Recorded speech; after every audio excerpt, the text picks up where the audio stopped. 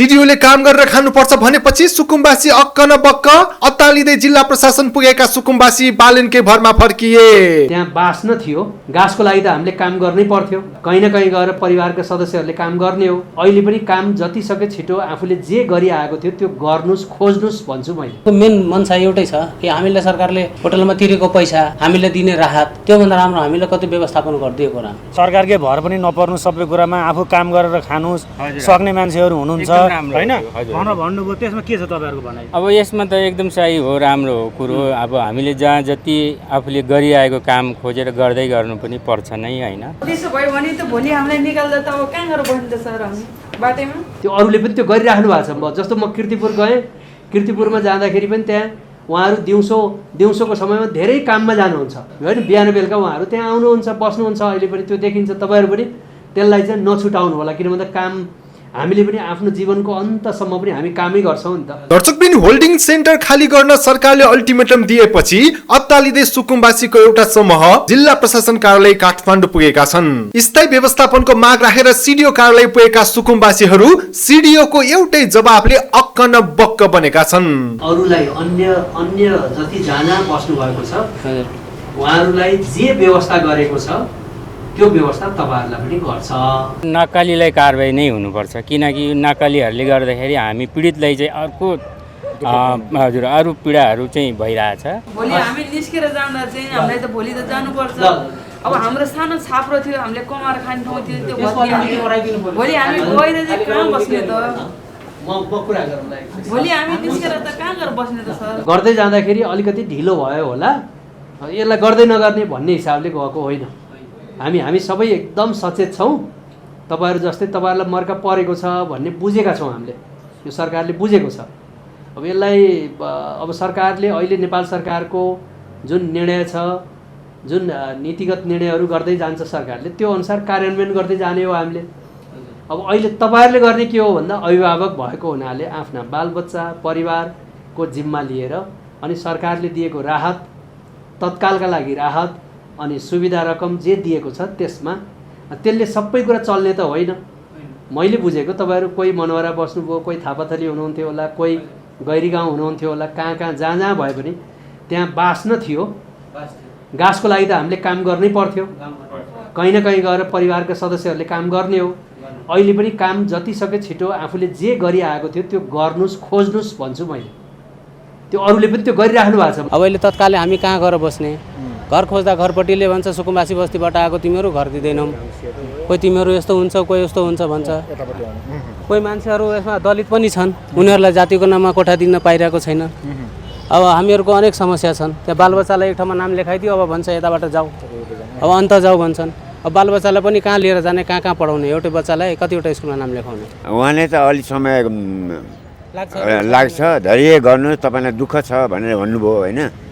अब हामीले चाहिँ के भने यो पैसा सरकारले दिने पैसा हामीले एउटा व्यवस्थित ठाउँ दिनुभयो भने जसो तसो अब बोरा पाल टाँगेर हामी बस्थ्यौँ, हामीलाई आनन्द हुन्थ्यो, हजुरहरूलाई पनि सहज हुन्थ्यो भन्ने यही कुरा राख्यौँ। अहिले चाहिँ कि कुनै एउटा सरकारी जग्गामा हामी आफै एउटा पाल टाँगेर बस्छौँ कि भने कुनै एउटा सरकारी गाडा कुनै खाली छ त्यसमा लाने व्यवस्था? खाली भएको मात्रै यस्तो भयो, तपाईँको एउटा टोली त गएर बालाजुमा बसेको छ।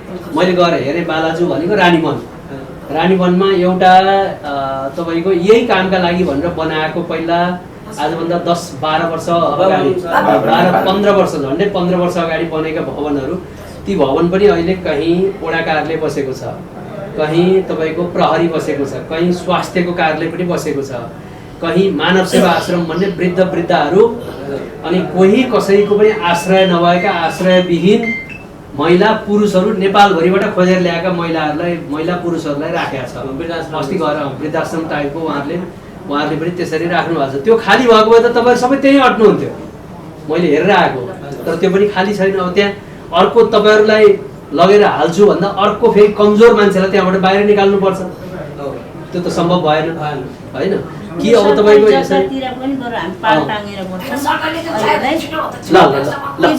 तपाईँको कुरा मैले सुने, म पनि सम्बन्धित ठाउँमा राखेँ।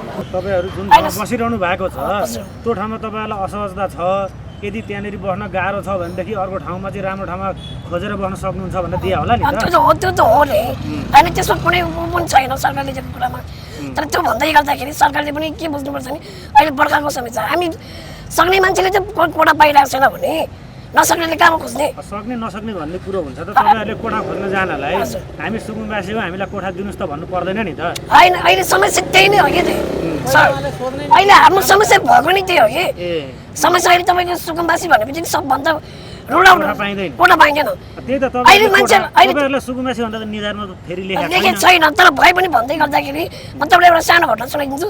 हाम्रो एकजना चिनेको दिदी हुनुहुन्छ उहाँ चाहिँ खास गरी कोठामै बस्ने मान्छे हो अनि कोठामा खोज्न जाँदाखेरि छोटामा भन्थ्यो अरे कोठामा खोज्न जाँदाखेरि उहाँहरूले के भन्नु तपाईँ सुकुम्बासी हो भन्नुभयो सुकुम्बासी हुन्छ कोठा दिँदैन भन्नुभयो। उहाँले भन्नुभयो सरकारले गर्ने काम गर्छ नै अब आज रिजल्ट खोजेर त हुँदैन लाभ ऊर्जा दिने काम सक्कली सुकुम्बासीले पाउनु नै हुन्छ तर तपाईँहरू चाहिँ सबै कुरा सरकारको भर नपर्नुहोस् काम गरेर गरी खानुहोस् भन्नुभयो उहाँले। हो सही हो उहाँले एकदम सही सल्लाह दिनुभयो त्यसको लागि धन्यवाद नै भन्नु पर्यो होइन। अब यो प्रक्रियामा जानु पर्यो प्रक्रिया केही लामो हुनसक्छ जस्तो 15 दिनमै सम्भव पनि नहोला होइन जग्गा दिने कुरा हो भोलि तपाईँलाई जग्गा दियो भने कतिजनाले नक्कली कागजात बनाएर अरू पनि त्यहाँनिर लिन आउला होइन त्यो सबै छुटाउनु पर्यो गाह्रो छ। चाहिँ अब तपाईँको नक्कलीलाई कारबाही नै हुनुपर्छ किनकि नक्कलीहरूले गर्दाखेरि हामी पीडितलाई चाहिँ अर्को हजुर अरू पीडाहरू चाहिँ भइरहेछ त्यो हुनाले चाहिँ अब सरकारले एउटा कस्तो खालको भने भन्दा पहिला जस्तै 1 हप्ताभित्र व्यवस्थित गराउँछु हामी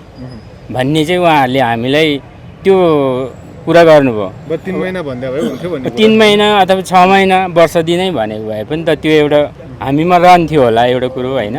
त्यो भइसकेपछि अब त्यसरी अब 1 हप्ता तपाईँको 15 दिन 1 महिना बित्दै गयो अब त्यो भइसकेपछि अब सरकारले केही व्यवस्थित नगर्ने रहेछ भन्ने चाहिँ हामीलाई एउटा डर पनि भयो कि त्यही हो सर। अब के छ सरकारलाई विशेष गरी बालिन सरकारलाई चाहिँ के छ तपाईँहरूको अब विशेष गरी चाहिँ के हाम्रो सन्देश छ भन्दाखेरि हामीलाई जो व्यवस्थित गराउनु पर्यो होइन यो नै हो। अर्को कुरो चाहिँ के भन्दाखेरि अब सरकारले भने अनुसारले नै हामी बसिरहेको पनि छौँ होइन चलिरहेको पनि छौँ यही हो। अब यो सन्देश सरकारले पनि सुन्नु नै पर्यो होइन। मेन कुरा हामीलाई ठाउँ भयो भने कसैसँग दुःख त हामीसँग छँदैछ रोजीरोटी हामी कमाएरै खान्छौँ हिजो पनि कमाएर खाएको थियौँ आज पनि कमाएरै खान्छौँ भोलि पनि कमाएरै खाउँला भने हामीले भनेको जस्तो 25,000 सुरुमा दिने अनि 15,000 मासिक दिएर तपाईँले कोठामा बस्नुहोस् काम गर्नुहोस् हामी जग्गा त दिन्छु नै भनिरहँदाखेरि पनि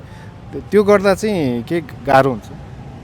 त्यो केही समयको लागि मात्रै हो हामीलाई दीर्घकालीन चाहियो मेन त्यो हो भने आफ्नो रोजीरोटी परिवार एक ठाउँमा दुःख सुख हामीले गरेर खान्छौँ खाइरहेछौँ